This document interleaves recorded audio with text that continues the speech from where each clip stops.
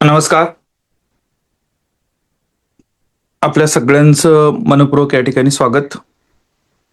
31 मार्च आज आपला या उपक्रमाचा 35वा दिवस आणि उद्योजकता आणि कौशल्य विकास याच्यामधला आजचा भाग संकटात व्यावसायिक संधी शोधताना या टॉपिकवर आपण या ठिकाणी बोलणार आहोत.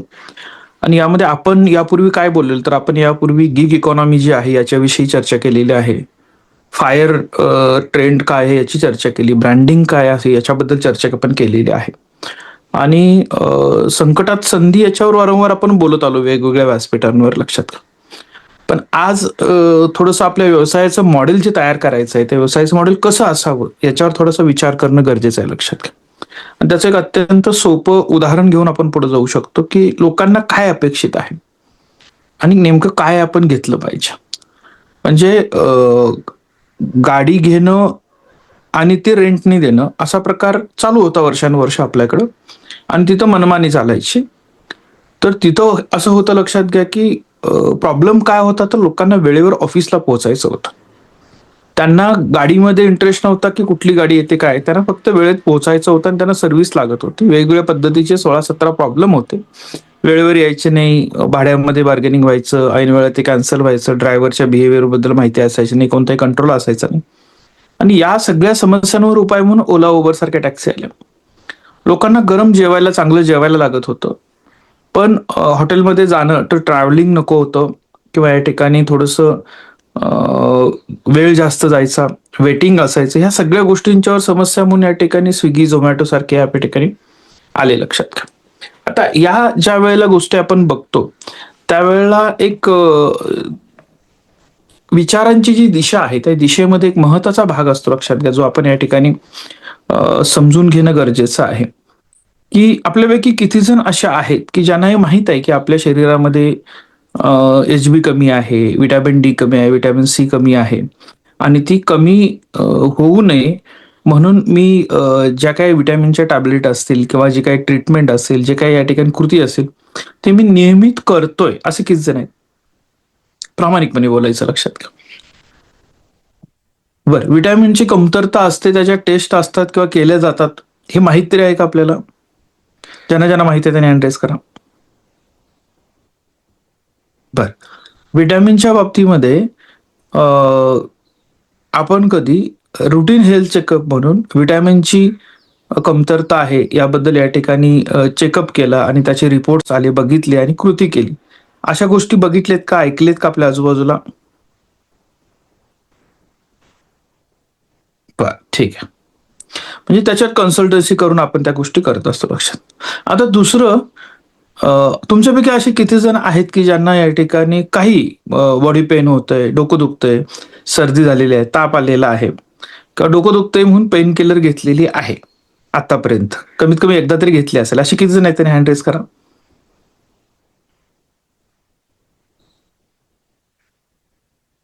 बाकीच्यांनी पेन किलर खाल्लेलीच नाही का, झोपेत आहात सगळे? बर, ठीक आहे. आजारी पडल्यानंतर हे करा, रिएक्शन क्लिअर करा. आजारी पडल्यानंतर या ठिकाणी ज्या वेळेला आपल्याला काही औषधं डॉक्टर लिहून देतात, आलं लक्षात, त्यावेळेला ती औषधं इग्नोर करण्याचा प्रयत्न आपण केलेला आहे, असे किती जण आहेत?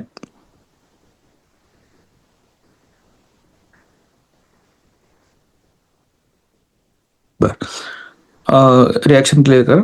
बघा, आता काय असतं की आपण विटॅमिनची गरज आहे कशासाठी? तंदुरुस्त राहण्यासाठी. पण ती इमर्जन्सी आहे का? तर नाही. म्हणजे ठीक आहे ना, निग्लेक्ट केलं तरी चालतं, असा एक आपला समज असतो, लक्षात घ्या. त्यामुळे जनरली जर बघितलं तर हे प्रिकॉशनरी जे मेजर आहेत त्याच्यावर या ठिकाणी लक्ष देणाऱ्या लोकांची संख्या कमी आहे. पण पेनकिलर काय आहे तर इम्पॅक्ट, त्याला पर्यायच नाही. डोकं दुखत असेल तर दुसरं कामच तुम्ही करू शकणार नाही, त्यामुळे गोळी घेतलीच पाहिजे. तुम्हाला सर्दी, खोकला, ताप, थंडी यापैकी काही आजार असेल तर तात्काळ तुम्ही या ठिकाणी रात्री 12, 12:30, 1 वाजला तरी कुठूनही मेडिकल शोधणार आणि तुम्ही तुमची गोळी देणार आहात, लक्षात घ्या. हे कशासाठी उदाहरण सांगतोय, लक्षात घ्या. तुमचा व्यवसाय हा कस्टमरसाठी पेन किलर आहे का विटॅमिन आहे याचा विचार करा. म्हणजे काय, तो ऑप्शनल आहे. की कंपल्सरी आहे, त्याची ती गरज आहे अत्यंत महत्वाची, की तिची ती हौस मौज आहे, याच्यामध्ये तुम्ही या ठिकाणी थोडंसं विचार करणं गरजेचं आहे, हे लक्षात घ्या त्याच्या बाबतीत. म्हणजे लोकांना काय अपेक्षित आहे याचा जर तुम्ही विचार केला, त्यांच्या अडचणी काय आहेत याचा जर विचार केला, तर तुम्हाला या ठिकाणी संधी शोधणं सोपं जाऊ शकतं, लक्षात घ्या. म्हणून त्यामुळे आपल्याला सुरुवात इथून करायची आहे, की आपण ज्या वेळेला व्यवसायाच्या बाबतीत विचार करणार आहोत त्यावेळेला नेमकं काय चांगलं असायला पाहिजे. म्हणजे आपल्याला सांगितलं जातं की दररोज एक सफरचंद खाल्लं की डॉक्टरकडे जायला लागत नाही. पण आपण खातो का? आपण दररोज एखादा वडापाव खाईन, दररोज आपण पाणीपुरीच्या गाडीवर जाईन, आपण बर्गर असेल, पिझ्झा असेल या गोष्टींना प्राधान्य देऊ, पण फ्रूटकडे या ठिकाणी लक्ष देणार नाही जोपर्यंत आपण हॉस्पिटलमध्ये बेडवर असणार नाही किंवा कोणीतरी आपल्या हॉस्पिटलमधलं बेडवर असणार नाही, तोपर्यंत फळं घेऊन जायचं पण आपण कष्ट घेत नाही, लक्षात घ्या. हा एक प्रकार या ठिकाणी आपण थोडासा लक्षात घेतला पाहिजे, की काय नेमकं आहे हे लक्षात घ्या त्याच्या बाबतीत. आणि मग त्यावेळेला आपण या ठिकाणी लक्षात घ्या, की आपण या गोष्टी समजून घ्यायच्या, की यातलं डिझाईन थिंकिंग काय असतं नेमकं. म्हणजे व्यवसायासाठी कशा पद्धतीनं संकटांमध्ये तुम्ही संधी शोधली पाहिजे, हा महत्वाचा विचार करत असताना आता मी ज्या वेळेला सुरुवातीला पेन किलर आणि विटॅमिनचं उदाहरण दिलं, त्यावेळेला मी दुसरी बाजू देखील याची सांगतो, लक्षात घ्या, की आता जागतिक पातळीवर ज्या वेळेला इतक्या मोठ्या प्रमाणामध्ये युद्ध चालू आहेत, त्यावेळेला या ठिकाणी आपण काय बघतो, की या युद्धाच्या माध्यमातून अनेक संकट आलेले आहेत. कोणतं संकट आहे? एक तर या ठिकाणी डिझेल, पेट्रोल, गॅसोलीन पूर्ण प्रॉडक्ट जे आहेत ते आपले शॉर्टेज व्हायला लागलेलं आहे. दुसरं महत्वाचं आहे, की शस्त्रास्त्रांच्या किमती वाढायला लागलेल्या आहेत, लक्षात घ्या. आखाती देशांच्या मध्ये तुम्ही जर बघायला या ठिकाणी तिथं लक्षात घ्या, तर बरेच लोक या ठिकाणी जखमी झालेले आहेत, बरेच लोक मृत्युमुखी पडलेले आहेत, त्यांच्या प्रॉपर्टी डॅमेज झालेल्या आहेत. दुबई सारख्या देशांमधला टुरिझम पूर्ण या ठिकाणी थांबलेला आहे किंवा त्याला सेटबॅक बसलेला आहे. असे अनेक या ठिकाणी घटक तुम्ही या ठिकाणी काय करताय, बघताय. मग आता याच्यात संधी शोधणारी कुठले लोक आहेत? मग याच्यात संधी काही लोक या ठिकाणी काय करतात, की आता आमच्या तेलाचा भाव वाढलेला आहे, याच भावाने तुम्हाला घ्यायला लागेल. आता गॅस टाकीच्या बाबतीमध्ये असून देखील स्टॉक करणं आणि ब्लॅकनं देणं. म्हणजे मी कालचा किस्सा बघितला, की 3,500 रुपयाला सिलेंडर आता पाहिजे असेल तर, नाहीतर ज्या वेळेला येईल त्या वेळेला घ्या, असं प्रकार काही ठिकाणी झाले. आता हे जे झालेलं आहे याला संकटात संधी शोधणं म्हणता येईल का? तर एक व्यापारी दृष्टिकोनात ते म्हणतात ते गरजेचं आहे, ते केलं. पण जीवनावश्यक वस्तूमध्ये अडवणूक करून ज्या वेळेला तुम्ही पैसे घेत असतात त्यावेळेला त्याच्यामधल्या इथिकल व्हॅल्यूज ज्या आहेत त्या व्हॅल्यूज कुठेतरी या ठिकाणी आपल्याला कॉम्प्रोमाइज कराव्या लागतात, हे लक्षात घ्या. हा प्रॉब्लेम सॉल्व्हिंग असू शकत नाही, याच्यामध्ये जुगाड असू शकतो, हे लक्षात. प्रॉब्लेम सॉल्व्हिंग म्हणजे काय, की लोकांना असणाऱ्या अडचणींवर मात करण्यासाठी आपण काय काय करू शकतो याच्यावर आपण विचार करणं, त्याच्यावर आपण काम करणं, त्याच्यासाठी सोल्युशन शोधणं, हे एका व्यावसायिकाचं काम असतं, लक्षात घ्या. म्हणजे तुम्ही लोकांच्या किती अडचणी कमी करताय यावर तुमच्या व्यवसायाचं यश अवलंबून असतं, यावर तुमच्या व्यवसायाचं या ठिकाणी वेगळेपण अवलंबून असतं, लक्षात घ्या. कारण आता आपल्याला माहिती आहे, की चांगल्या पद्धतीनं सगळीकडे जर AI वापरलं जातंय, सगळीकडेच तर या ठिकाणी टेक्नॉलॉजी आलेली आहे. मग हे व्यवसाय कसे वाढतात? म्हणजे BVG जे आहे, BVG हनुमंतराव गायकवाडांचं उदाहरण आपण वारंवार घेतो, लक्षात त्याच्या बाबतीत, की लोकांना प्रोफेशनल हाऊसकीपिंगच्या काम करणाऱ्या लोकांची गरज होती. घरगुती काम करणाऱ्या ज्या मेड होत्या त्यांना सन्मानाची आणि योग्य सॅलरीची गरज होती. या दोघांचं योग्य समन्वय साधून त्यांनी सुरुवात केली आणि आज राम मंदिर असेल, भारताची संसद असेल, सगळे एअरपोर्ट असतील, मोठमोठ्या सरकारी संस्था असतील, या सगळ्यांचा मेंटेनन्स जो आहे, फॅसिलिटी मॅनेजमेंट जे आहे ते त्यांच्याकडे आलं, लक्षात घ्या. तो विचार आहे हे सगळ्यात महत्त्वाचं. त्या विचाराला सगळ्यांना सोबत घेऊन जाण्याची एक दिशा असल्यामुळं इतक्या मोठ्या प्रमाणाची कंपनी जी आहे ती या ठिकाणी देशातली सगळ्यात मोठी इंटिग्रेटेड सर्व्हिसेस, म्हणजे वेगवेगळ्या सगळ्या सर्व्हिसेस एकत्र देणारी. छोटा प्रॉब्लेम, स्वच्छता आणि रेकॉर्डवर लोक किती काम करतात?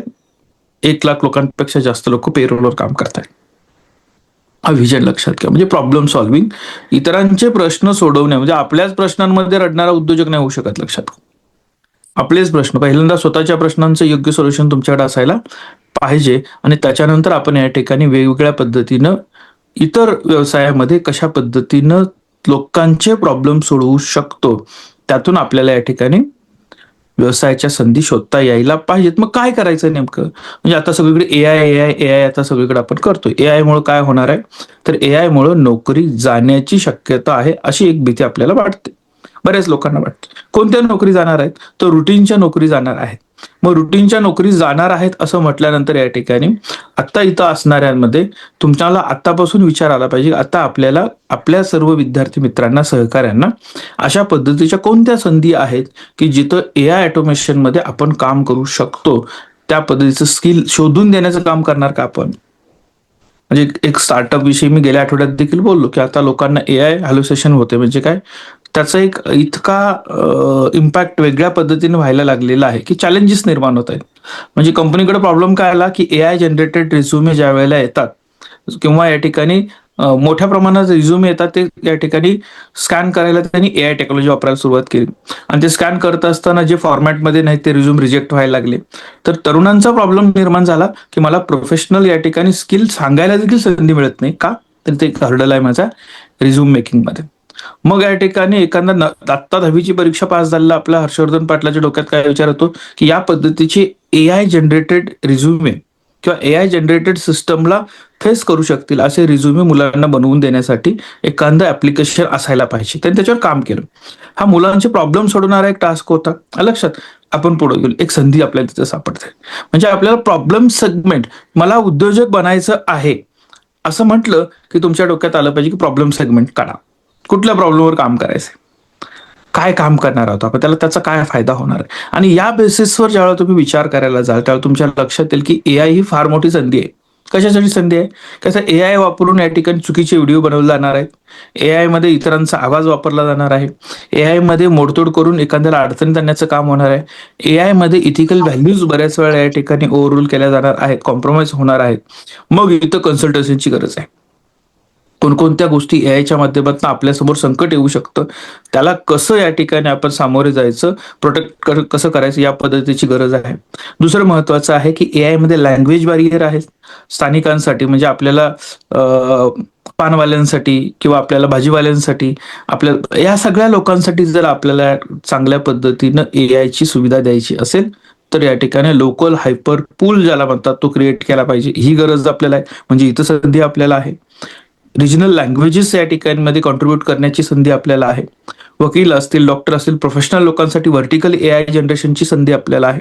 म्हणजे जिथं ज्या वेळेला लोक सांगतात की हा प्रॉब्लेम यायला लागलेला आहे, त्या प्रत्येकाच्या सोबत संधी येत असते, हे लक्षात घ्या. हा दृष्टिकोन आपल्यासोबत असणं गरजेचं आहे, हे लक्षात घ्या. आणि मग हा दृष्टिकोन ओव्हरनाईट येत नाही, एका रात्रीच येतो असं होत नाही, लक्षात घ्या. तुम्हाला या ठिकाणी सातत्यानं याच्यावर विचार करावा लागेल की ह्युमन इन द लूप ही सेवा काय आहे. AI किती हुशार असला प्रत्येक ठिकाणी माणूस त्याला लागणार आहे.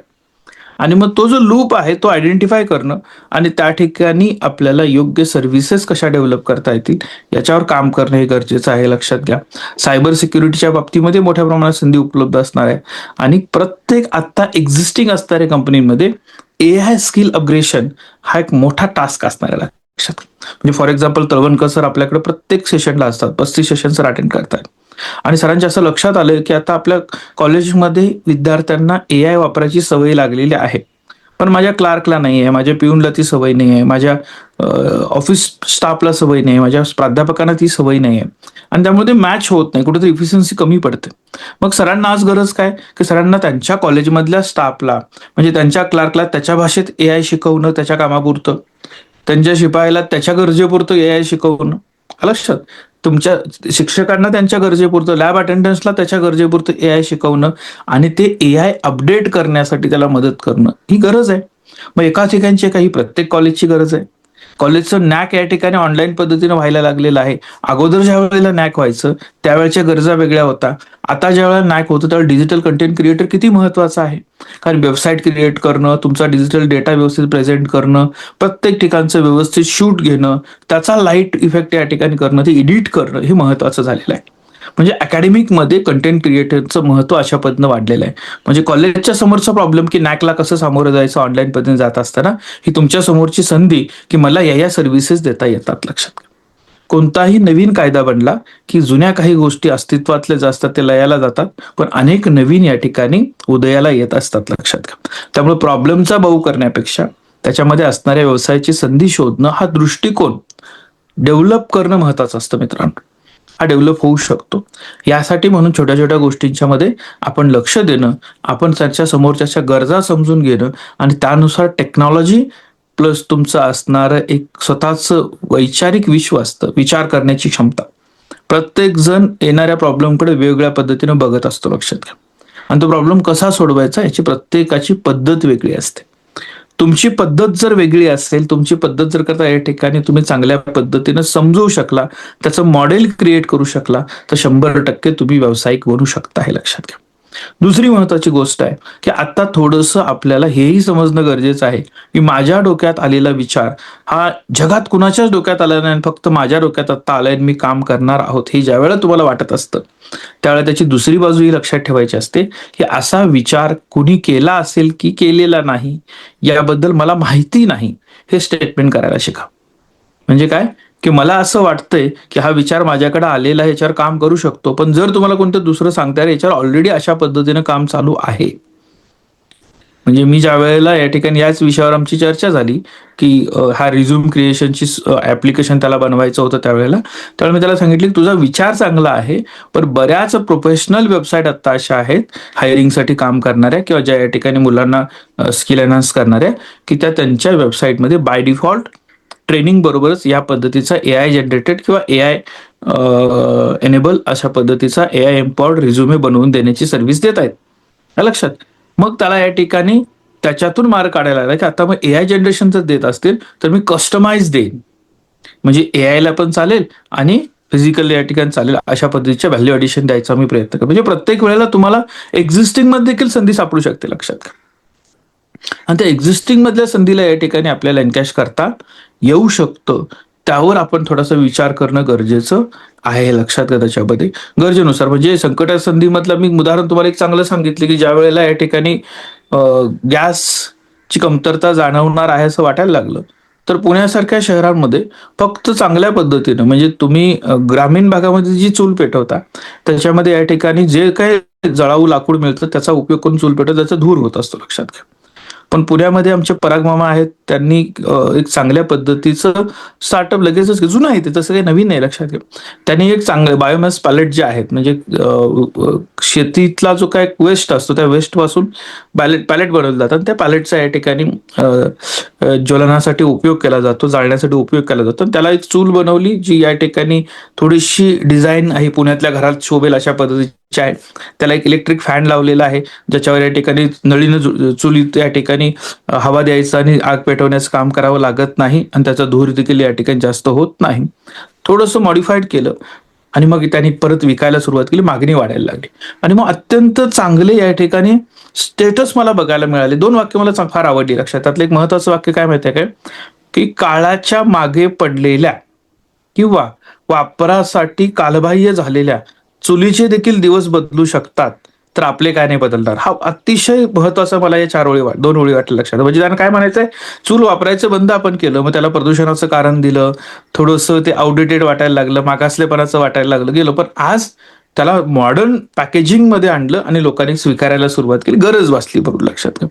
गोबर गॅस सारख्या प्रकारांमध्ये बऱ्याच ठिकाणी ग्रामीण भागात तो सातत्यानं चालत राहिला आणि तो चालत राहिल्यावर त्यांना आज वाटतं अरे नाही होते, म्हणजे काही कुटुंबांनी स्टेटस टाकलेत काय, आमच्या 2 वर्षामध्ये फक्त 1 किंवा 2च टाके आपण घेतलेले आहेत, आमचं बाकी सगळं गोबर गॅसवर चालतं, लक्षात. आता त्यांना आता म्हणतायत, पण त्यांना इतरांचं किती ऐकून घ्यायला लागलं असेल ज्या वेळेला ते त्याचा वापर कमी आणि गोबर गॅसचा जास्त करत असतील. अशा पद्धतीने मित्रांनो लक्षात घ्या की आपल्या ज्या काही संकल्पना आहेत ह्या संकल्पना जरी जुने प्रश्न असतील, जुनं सोल्युशन असेल, तरी त्याच्यामध्ये व्हॅल्यू ॲडिशन आपण 100% देऊ शकतो, हे लक्षात घ्या. व्हॅल्यू ॲडिशन करण्यामध्ये कुठं आपण या ठिकाणी स्वतःला फिट करू शकतो, ही व्यवसायाची संधी आहे. प्रॉब्लेम सोडवण्यासाठी कशा पद्धतीने आपण आपलं मॉडेल डिझाईन करू शकतो, ही व्यवसायाची संधी आहे. डिझाईन केलेलं मॉडेल एक्झिक्यूट करण्यासाठी लोकांना जिथे जिथे मदत लागते ते करणं, ही व्यवसायाची संधी आहे. आणि सगळ्यात महत्वाचं लक्षात घ्या की तुम्हाला काय डेव्हलप करायचं आहे, तर तुम्हाला मी वाक्य माझं नेहमी लक्षात ठेवा, कारण सांगणारी व्यक्ती जी आहे म्हणजे प्रॉब्लेम मांडणारी व्यक्ती ही नेता बनते, लक्षात. लोकप्रतिनिधी म्हणून ज्याचं काम काय आहे की प्रॉब्लेम मांडायचे, सभागृहात प्रॉब्लेम मांडायचे, नगरपालिकेत, महानगरपालिकेत, ग्रामपंचायतीमध्ये, लोकसभेमध्ये, राज्यसभेमध्ये, लक्षात, विधान परिषदेमध्ये काम काय, लिडरचं प्रॉब्लेम मांडणं. आणि प्रॉब्लेम सोडवणारी जी व्यक्ती ती उद्योजक बनते, लक्षात घ्या. म्हणजे इन्फ्रास्ट्रक्चर देशामध्ये नव्हतं, रस्ते चांगल्या पद्धतीने बनवायचे होते, हा प्रॉब्लेम लक्षात आला, प्रॉब्लेमवर या ठिकाणी सोल्युशन पाहिजे होतं. उद्योजक पुढे आले, इन्फ्रास्ट्रक्चर डेव्हलप व्हायला लागलं. लक्षात घ्या. अकॅडमिक मध्ये मोठे बदल आवश्यक होतं. एनईपी सारखी संकल्पना आली. आता एनईपी कन्सल्टंट आलेले आहेत. लक्षात घ्या. एनईपी चांगल्या पद्धतीने कशी राबवायची त्याच्याविषयी कन्सल्टंट देणारे लोक आलेले आहेत. तुमच्या कॉलेजचा रेव्हेन्यू कसा वाढवायचा याच्याविषयी कन्सल्टंट देणारे लोक आलेले आहेत. खतरनाक सिस्टम असे लक्षात घ्या. त्याच्यावरती मी एक संभाषण ऐकत बसलो तेव्हा माझ्या लक्षात आलं त्याच्यामध्ये की आता जे काही 10वी-12वी नंतर जी मुलं आहेत त्या मुलांच्या पालकांना कशा पद्धतीनं हाताळलं पाहिजे जेणेकरून तुमच्या क्लासमध्ये विद्यार्थ्यांची संख्या वाढेल आणि कंटिन्युअसली या ठिकाणी ते तुम्हाला पे करत राहतील, तुमचं ब्रँड व्हॅल्यू वाढेल, अशा पद्धतीची प्रोफेशनल कन्सल्टन्सी देणाऱ्या एजन्सीज तयार झालेल्या आहेत. म्हणजे क्लास तुमचा, लोक तुमच्याकडे येते, पण ते कसं शिकवायचं, काय शिकवायचं आम्ही सांगणार आणि आम्ही सांगाल त्या पद्धतीने तुम्ही करत असाल तर चांगल्या पद्धतीने रेव्हेन्यू तुम्हाला मिळू शकतो. सिस्टम देणार आहे. सहकारी बँक आहेत. एक स्टार्टअप मला अत्यंत चांगलं आवडलं. माझे परिचित आहेत, त्यांनी ऑफिसर्स आहेत, त्यांनी ते केलेलं आहे की सगळ्या बँकांच्या मध्ये बघा, आता बँका फक्त कॅश डिपॉझिट आणि विड्रॉल आणि लोन देण्याचं काम करतात का? नाही. व्यवसाय बदलला. बँकांनी आता इन्शुरन्स स्वीकारायला सुरुवात केली आहे आणि मग इन्शुरन्स स्वीकारायला सुरुवात करत असताना 3-4 कंपन्यांना एन पॅनल घेऊन ते काम करत असतात. लक्षात घ्या. इथं या ठिकाणी कमर्शियल बँका मोठ्या प्रमाणात करायला लागलेत आणि सहकारी बँका अपडेटच होत नाही. हे ज्या वेळेला लक्षात आलं त्यावेळेला त्यांनी एक कंपनी तयार केली की मोठ्या इन्शुरन्स कंपनीना एकत्र केलं, स्वतःकडे ऑनबोर्ड केलं आणि बँकांना सांगितलं की तुमच्या कस्टमरला आम्ही पॅकेज बनवून देतो, त्या पद्धतीनं काउंटरवर पॅकेज ठेवा, तो सेल करा आणि त्या माध्यमातून या ठिकाणी तुम्ही पुढे. आता एक लक्षात घ्या की लोन काढल्यानंतर प्रत्येक वेळेला इन्शुरन्सची सक्ती केली जाते. काय कारण असेल? गाड्या विकण्याचं काम करणारे एजन्सी ज्या आहेत, डीलरशिप ज्या आहेत, त्या इन्शुरन्स आपल्याला का देत आहेत त्याच्याबरोबर? तर ऍडिशनल व्हॅल्यू ऍडिशन त्यांनी केलं आणि सहकारी बँकांमध्ये इन्शुरन्सचा बिझनेस देऊन इतर बिझनेसमध्ये ग्रो करण्यासाठी एक स्टार्टअप जन्माला आला. प्रोफेशनल या ठिकाणी सर्व्हिसेसमध्ये काहीच म्हणजे मंत्रालयाच्या आजूबाजूला एक चांगलं स्टार्टअप आता काय तयार झालेलं आहे की ते एक 2-4 लोक आहेत तिथं. लक्षात घ्या. ज्यांना माहित आहे त्यांच्यासाठी. लक्षात घ्या. ते कुणाचाही सत्कार करायचा असेल तर बुके लागतात आणि बुके ऐन वेळेला मिळत नाही त्याच्यामध्ये. तर त्याच्यामध्ये 2 सिस्टम असे आहेत की काही लोक गेटच्या बाहेर असतात, काही गेटच्या आत असतात. प्रत्येकाला ते येता येत नाही. लक्षात त्याच्याबाबतीतनं. आणि यांनी सांगितलं की मला एक बुके पाहिजे आहे, 200 रुपयाचा बुके, तो तिथे जाऊन घेऊन येतो, याच्याकडे तो 500 रुपये घेतो, तो वर जाऊन बुके देतो. फक्त बुकेच नाही, त्याचे झेरॉक्स लागतात, प्रिंट लागतात, काही अपडेट गोष्टी लागतात. ह्या सगळ्यांसाठी अशा सुविधा देणार तिथे वर्ग तयार झालाय. हे लक्षात. छोट्या छोट्या गोष्टींमध्ये संधी शोधणारे हे लोक असतात. यांना ऑब्झर्व्ह करायला शिका. लक्षात. म्हणजे तुमच्या कॉलेजमध्ये प्राध्यापकांनी दिलेल्या असाइनमेंट ज्या आहेत त्या असाइनमेंट झेरॉक्सवाला पूर्ण करून द्यायला लागलेलं आहे. हे लक्षात घ्या. तुमच्याकडे रेडीमेड इंजिनिअरिंगचे विद्यार्थी असतील तर त्यांना लक्षात घ्या, रेडीमेड प्रोजेक्ट तयार करून आपल्याला दिले जात आहेत. लक्षात घ्या. म्हणजे असं वाटतं की कॉलेजमध्ये म्हणजे काही काही हे करतात त्याच्यामध्ये. आता असाइनमेंट कम्प्लीट करून द्यायला पाहिजेत, करायला पाहिजे. हे विद्यार्थ्यांना स्किल एनहान्समेंटसाठी दिलेला टास्क आहे एनईपी मधला. आणि काही ठिकाणी बघतो आपण कॉलेजपासून काही अंतरावर तिथे या ठिकाणी अशा पद्धतीच्या स्टुडंटसाठी प्रोजेक्ट कन्सल्टन्स तयार झालेले. इंटर्नशिपसाठी अशा पद्धतीच्या एजन्सी यायला लागल्यात. पेड इंटर्नशिप म्हणजे त्यांना पैसे मिळत आहेत, मुलं पैसे द्यायला लागले त्यांना की मला 6 महिन्याचा एक्सपिरियन्स तू दे, 6 महिन्याच्या या ठिकाणी मला काम, तुझ्याकडे मी काम पण करतो, वरून पैसे पण देतो, मला फक्त सर्टिफिकेट मिळू दे. हा जो काही प्रकार आहे तो समजून घ्या. तुमच्या आजूबाजूच्या परिस्थितीमध्ये काय बदल व्हायला लागलेले आहे, कोणत्या संधी आपल्याला मिळणार आहेत, तिथं मी कुठं फिट बसू शकतो, कुठं मला संपूर्ण यंत्रणा बदलण्यासाठी काम करायचं आहे, कुठं मला आहे त्याच्यामध्ये व्हॅल्यू ॲडिशन करायचं आहे. मी माझा बिझनेसची संकल्पना जी आहे ती पेन किलर आहे की विटॅमिन आहे, हे पहिल्यांदा क्लिअर करा. तुमच्या स्वतःच्या व्यवसायाच्या संकल्पनेकडे जायच्या अगोदर एक उद्योजक म्हणून तुम्हाला आवश्यक असणारी पहिली व्यवस्था काय आहे की तुम्ही प्रॉब्लेम सॉल्व्हर बनलं पाहिजे, ऑब्झर्व्हर बनलं पाहिजे, मॉडेल क्रिएटर बनलं पाहिजे. हे लक्षात घ्या. आणि मग यासाठी राष्ट्रीय पातळीवर आपल्याकडे वेगळं अन्वेषण चालतं, त्यानंतर तुमचं आविष्कार चालतं, वेगळ्या स्पर्धा चालतात. ह्या सगळ्या गोष्टी कुठेतरी सिस्टममध्ये अडकायला लागलेल्या आहेत. पण मित्रांनो, तुमच्याकडे ते स्किल आहे. प्रत्येकाला उद्योजकीय कौशल्य विकासामधला सुरुवात जी करायची ती इथून करायची आहे की मला माझ्या या ठिकाणी आजूबाजूला असणाऱ्या प्रॉब्लेमला कसं उत्तर देता येईल ज्यात व्यवसाय असेल. हे लक्षात घ्या.